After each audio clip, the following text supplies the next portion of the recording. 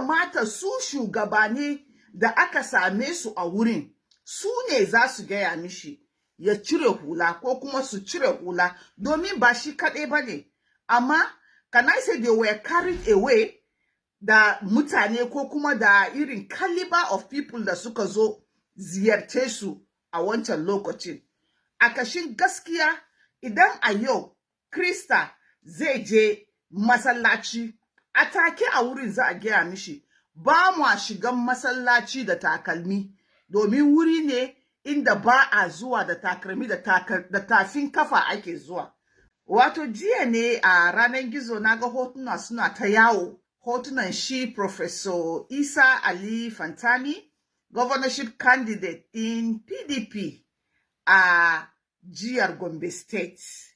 Ya je Ekwa Church ne a Gombe State inda ya kai musu jaje iftilayin da ya faru da su na gobara. Idan ka je comment section din wannan post, za ka ji yadda mutane na ta magana. Kristoci na cewa, me yasa ba gaya mishi akan cewa ba a shiga church da hula ba? Musulmai na cewa, Allah ya wadar da naka ya ɓace, siyasa ya zo, ana shiga coci da sauransu. A farko dai bari fara ba ma Kristoci ansa. Idan ka duba wancan wurin, Kristoci ne a zagaye da su. Na kuwa yi imani akan cewa, inda a ce an gaya musu, ana cire hula, maza na cire hula a church kafin su shiga. Na tabbatar za su cire. Amma, kaga pastor ne yana saye a gefen shi, pastor ne yake ɗaukan shi yana zagayawa da shi ya nuna mishi abubuwan da yake faruwa, while ga sauran mutane maza babu hula a kansu. So me yasa ake so a ɗauko magana a inda babu magana? Ya kamata su shugabani da aka same su a wurin su ne za su gaya mishi ya cire hula ko kuma su cire hula domin ba shi kaɗai ba ne. Amma can I say they were carried away da mutane ko kuma da irin caliber of people da suka zo ziyarce su a wancan lokacin.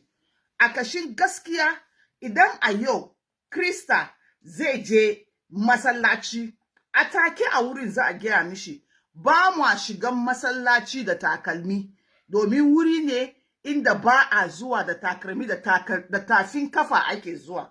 Amma naku ba su gaya musu ba, sun bar su sun shiga, sun je sun zauna comfortably a front seat ma ga huluna gaba ɗaya a kansu. Kaga, ai ba laifi encourage da suka je da su bane, laifin manyanku ne a coci ba su gaya musu ainihin abin da ake yi kamin a shiga church ba. Kaga a wancan wuri ni a nawa ra'ayi ba su da laifi.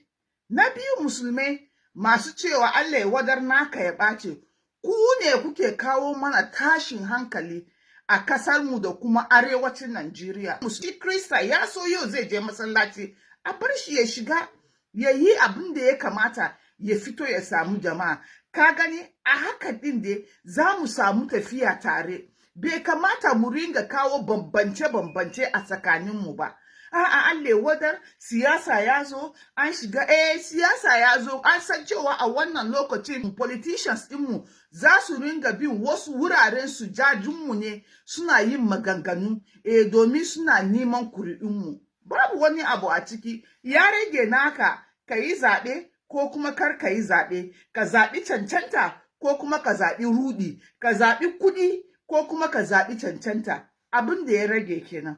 Domin haka mu daina kawo magana a inda babu magana. To Allah dai ya ba mu zaman lafiya kuma Allah ya ba mu kyakkyawar fahimta. Amin. Bye bye.